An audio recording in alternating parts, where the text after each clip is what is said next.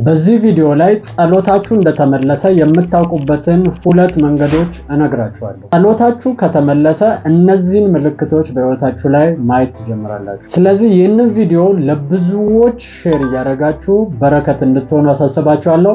ይህ ቪዲዮ ብዙዎች ጋር እንዲደርስ ላይክ በማድረግ ጀምሩ። የዚህ ዩቲዩብ ቤተሰብ ያልሆናችሁ ሰዎች ሰብስክራይብ በማድረግ ቤተሰብ መሆን ትችላላችሁ። ለማታውቁኝ እኔ አገልጋይ ፊልሞን እባላለሁ። ቀጥታ ወደ ትምህርቱ እንገባለን። ብዙዎቻችን ጸሎቶቻችን ላይ ፎከስ አናደርግም። እንጸልያለን፣ ነገር ግን ስለመልሱ ምንም አይገደም። ቦታ ማንሰጥ ብዙ ሰዎች አለን። የሆነ ታይም ላይ ጸልየናል፣ ከዛ በኋላ ረስተነዋል። ነገር ግን እጅግ በጣም ትኩረት ሊሰጠው የሚገባ ነገር ምንድነው ከተባለ ጸሎቶቻችሁ ተመልሰዋል ወይ የሚለው ነገር ላይ ፎከስ አድርጉ። መጽሐፍ ቅዱስ ላይ ኢየሱስ ሲናገር እንዲህ አለ፣ ነገሮችን በመደጋገም ጸሎታችሁ እንደሚሰማ አታስቡአል።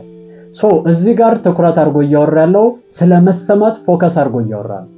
መሰማት የሚባለው ጉዳይ ሊተኮርበት የሚገባ ጉዳይ ነው ማለት ነው። ከመሰማት አልፎ ደግሞ መልሱን መቀበል የሚባለው ጉዳይ በጣም ሲሪየስ ጉዳይ ነው። ስለዚህ ችላ እንዳትሉት፣ እጅግ በጣም ትኩረት እንድትሰጡት አሳስባችኋለሁ። እሺ፣ የመጀመሪያው ጸሎታችሁ እንደተመለሰ የምታውቁበት መንገድ ምንድነው ካላችሁኝ፣ ውስጣችሁ ላይ እረፍትና መረጋጋት ይሰማችኋል። ምን ማለት ነው?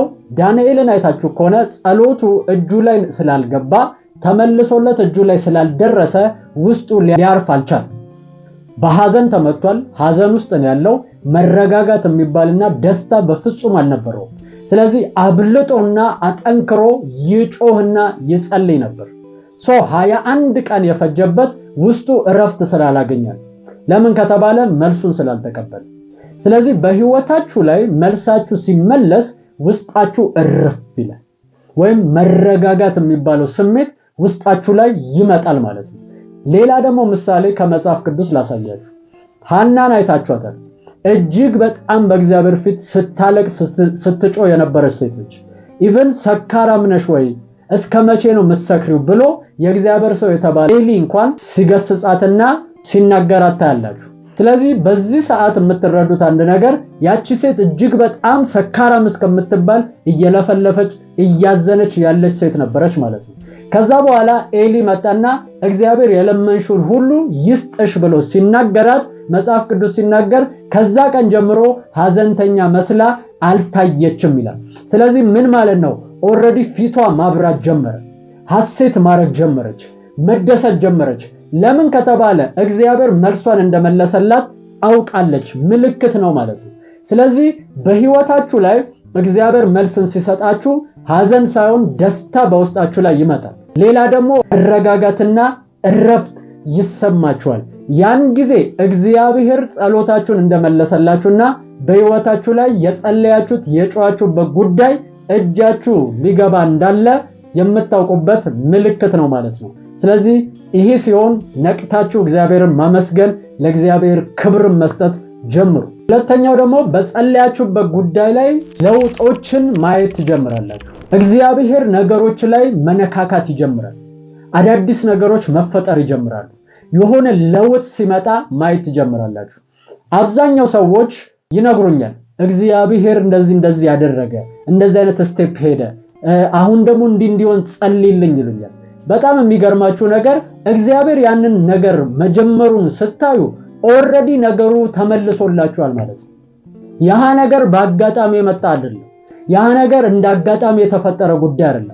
ኦልሬዲ እግዚአብሔር በዛ ጉዳይ ላይ መልሱን እንደሰጠና ቃል እንደተናገረበት የሚያሳዩ ምልክቶች ናቸው። ስለዚህ እነዚህ ነገሮች ሲሆኑ ነገሮች መቀየር ይጀምራሉ።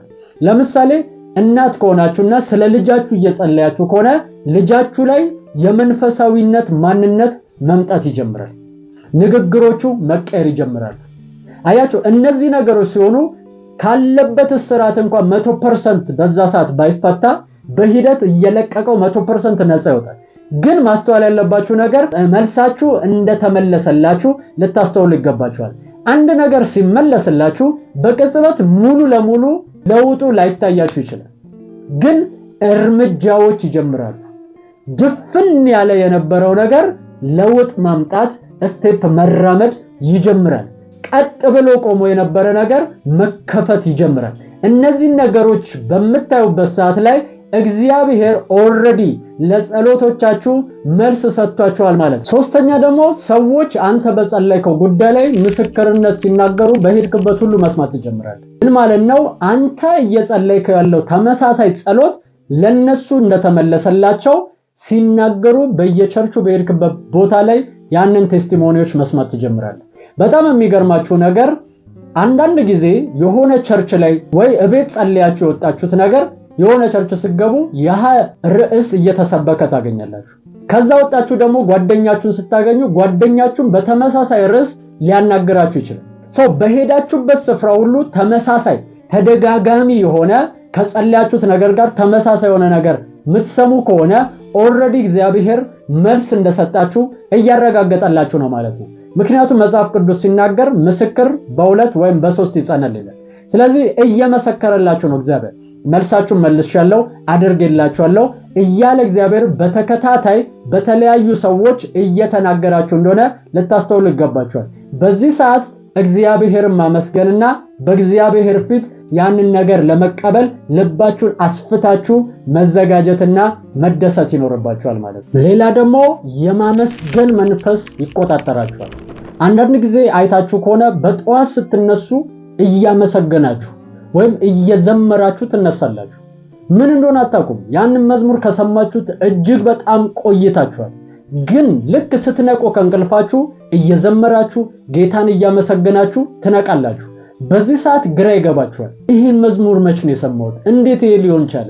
በዚህ ሰዓት ማስተዋል ያለባችሁ ነገር እግዚአብሔር እየመለሰላችሁ እንደሆነ ጸሎታችሁን እንደመለሰላችሁ እየተናገራችሁ። ለምን ከተባለ ምስጋናና ዝማሬ ይሞላባችኋል። መጽሐፍ ቅዱስ ሲናገር ደስ ያለው ይዘምር ይላል፣ መከራን የሚቀበል ደግሞ ይጸልይ ይላል። ስለዚህ ኦሬዲ እዚህ ጋር የምታስተውሉት ነገር ደስ ብሏችኋል። ስለዚህ መልሱ ተመልሶላችኋል። የጸሎታችሁ መልስ ተቀበላችኋል ማለት ነው። ድንገት በደስታ ድንገት በማመስገን መንፈስ መሞላት ትጀምራላችሁ።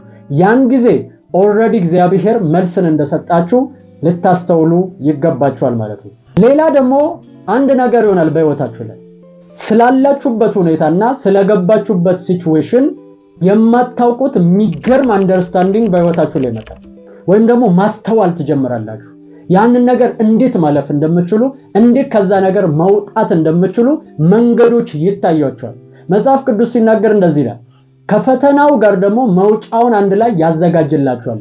ስለዚህ ከዛ ነገር የምትወጡበትን ነገር ስታዩ አይናችሁ ተከፍቶ እንዴት መሄድ እንዳለባችሁ ድንገት ማስተዋልና መረዳት ትጀምራላችሁ። በዚህ ሰዓት ኦሬዲ እግዚአብሔር መልስን እንደሰጣችሁና ለጥያቄዎቻችሁ፣ ለጸሎቶቻችሁ፣ ለጩኸቶቻችሁ መልስን እንዳደረገላችሁ ማስተዋል ይኖርባችኋል። ስለዚህ በዚህ ሰዓት ላይ እግዚአብሔርን ማመስገን፣ ለእግዚአብሔር ክብር መስጠት እንዳትረሱ። ብዙ ቪዲዮዎችን ሰርቼላችኋለሁ፣ እዚህ ጋር አስቀምጫለሁ። እየነካችሁ ማየት ትችላላችሁ። ትባረኩበታላችሁ፣ ትጠቀሙበታላችሁ። ስለዚህ ሼር ያረጋችሁ ለብዙዎች ፕላትፎርማችሁ ላይ በቲክቶካችሁ ላይ በዩቲዩባችሁ ላይ በተለያየ ፕላትፎርማችሁ ላይ ሊንኩን ሼር ያደረጋችሁ ለብዙዎች እንድታደርሱልኝ አሳስባችኋለሁ። እጅግ በጣም ወዳችኋለሁ። እኔ አገልጋይ ፊልሞን ነኝ። ሻሎም